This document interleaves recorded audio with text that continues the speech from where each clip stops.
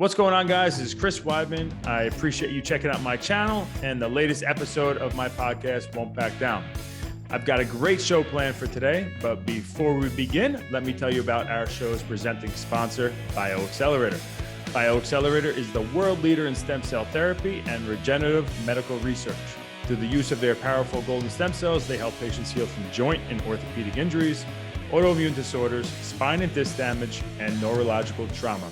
I recently just got back from Medellin, Colombia, and it was such an amazing experience.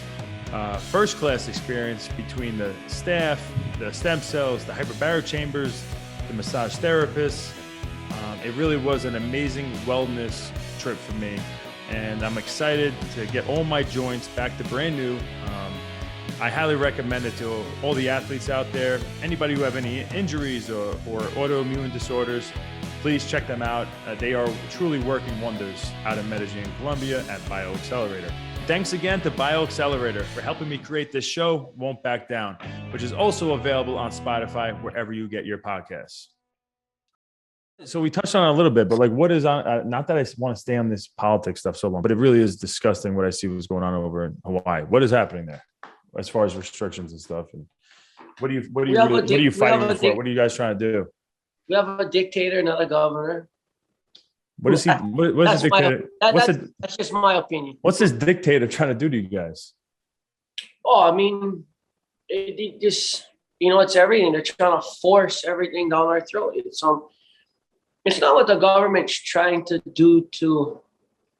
I mean, I guess you gotta be careful what words you choose nowadays, right? But it's all right. This is I know that things and medicines are made for certain reasons and this and that, but to force something on someone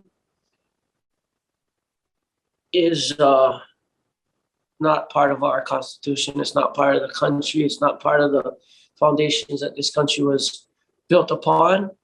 And I think here in the 21st century that they've lost a lot of that foundation. They've lost a lot of that patriotism, I guess. I mean, it's hard for me because, half of me is Hawaiian and we were, overtaken. We were committed genocide on. Our lands, our queen was thrown in jail. Our people were slaughtered by these same people that call themselves patriots and have all these rights and stuff. So for me, it's kind of a double-edged sword. But that being said, if there was a country that I had to choose to live in, it would be America. Yeah. Just, it is what it is. And a lot of those things, like I said, it didn't matter if it was one tribe or the other. Hawaiians killed themselves. My 12th great grandfather, King Kamehameha, he had to go and do what he had to do. And he did it using European ships, guns, cannons. United the islands, but it was more like took the islands, I would say, hang on. So hang on. Your 12th great grandfather. Hold on 1 second. Hold on. I'm not going to leave you. Just hold on 1 second. It's all right. No, dude, take your time, bro. We could edit this out. I'm going to show you this thing. Troy, you got any questions for my man Makua?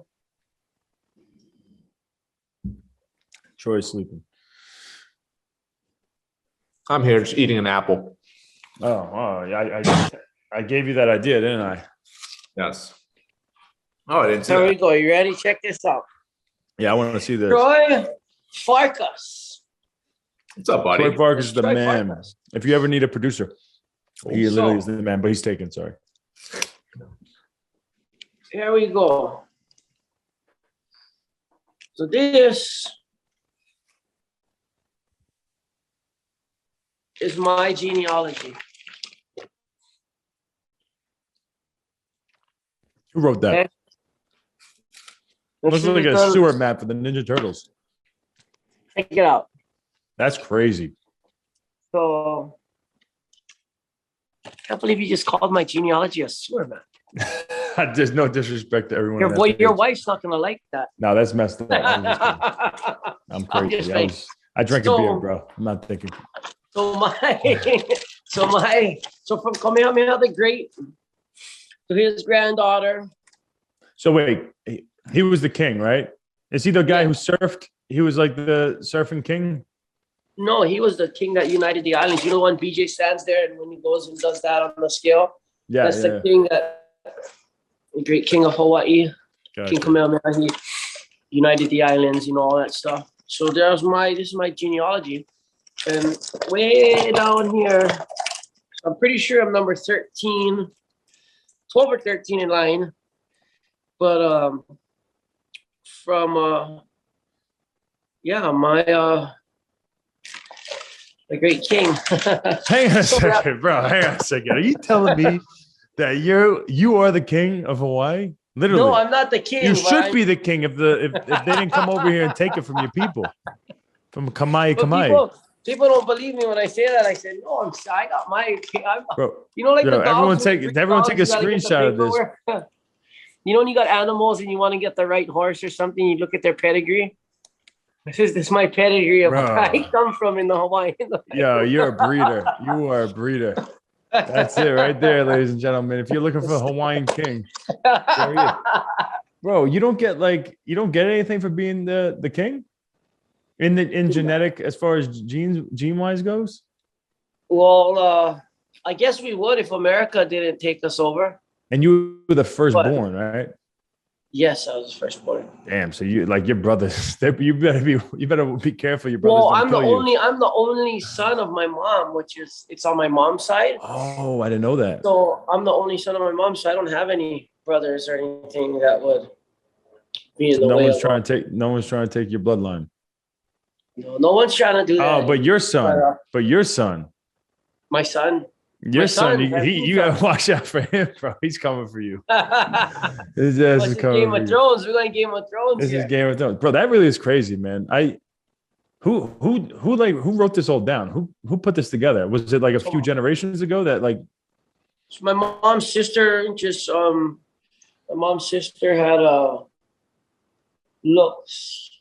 got really into our genealogy and looking into the where we come from, who we are.